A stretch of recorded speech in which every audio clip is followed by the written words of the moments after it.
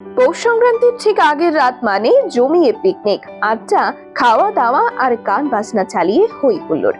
আমাদের রাজ্য ত্রিপুরায় পৌষ পার্বণ পালিত হয় কিছুটা এমন মেজাজে, তাও আবার বহু বছর আগে থেকে। আর তার সাথে তৈরি হয় খড়, কুটো, বাঁশ আর ছং দিয়ে বড়ির খড়। সংক্রান্তির আগের দিন রাতের বেলা এই বড়ির খড়ে রান্না বান্না করে খাওয়া দাওয়া সেরে রাতটুকু এই খড়ে কাটিয়ে ভোর হলেই এই খড় পুড়িয়ে স্নান সেরে সূর্যদেবকে পিঠে পুলি খাওয়ানো। সহজভাবে বললে এটাই আমাদের পৌষ সংক্রান্তি।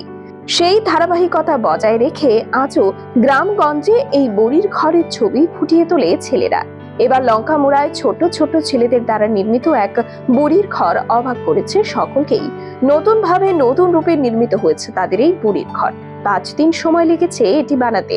4 জন মিলেই বানিয়েছে এই বড়ির খড়। বেশ ফুরফুরে মন নিয়ে কি বলছে এই ছোট্ট আয়োজকেরা, শুনুন বিস্তারিত। আমারও তো মানে একটা বুড়ির ঘর করা হয় মকর সংক্রান্তির আগের দিন। তো এটা আমরা সবসময় পালন করে আইতেছি। তো এই ঘরটি আমরা ছোটো করে বানাইতাম। তো আমরা এবার দুর্গাপূজা দেখলাম বিশাল ঘর, তো একটা টুইন টাওয়ার মিলে বানিয়েছে। তো আমার সঙ্গে আমার ছোটো ভাই ভাতিজা তারা মানে উদ্যোগ নিল তো এই কাজটা করার জন্য। তো আমরা মানে ফাঁকে ফাঁকে আছে না, মানে আমরা এইসব কাজটা আছে না বাড়ির কাজের ফাঁকে ফাঁকে, তো তারা উদ্যোগে করে এই কাজটা করেছে।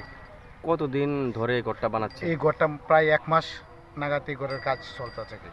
এখানে কি কি মানে ম্যাটেরিয়ালস ইউজ হয়েছে? এখানে মানে মোবাইলের গেমের মানে ফাঁকে ফাঁকে আছে না, তো মানে বলতে এই দিন ঘরটা বানিয়েছেন, হ্যাঁ। কি কি লেগেছে আপনার? ছন, বাঁশ?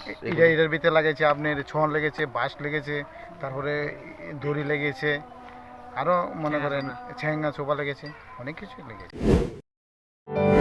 ব্যুরো রিপোর্ট, খবরের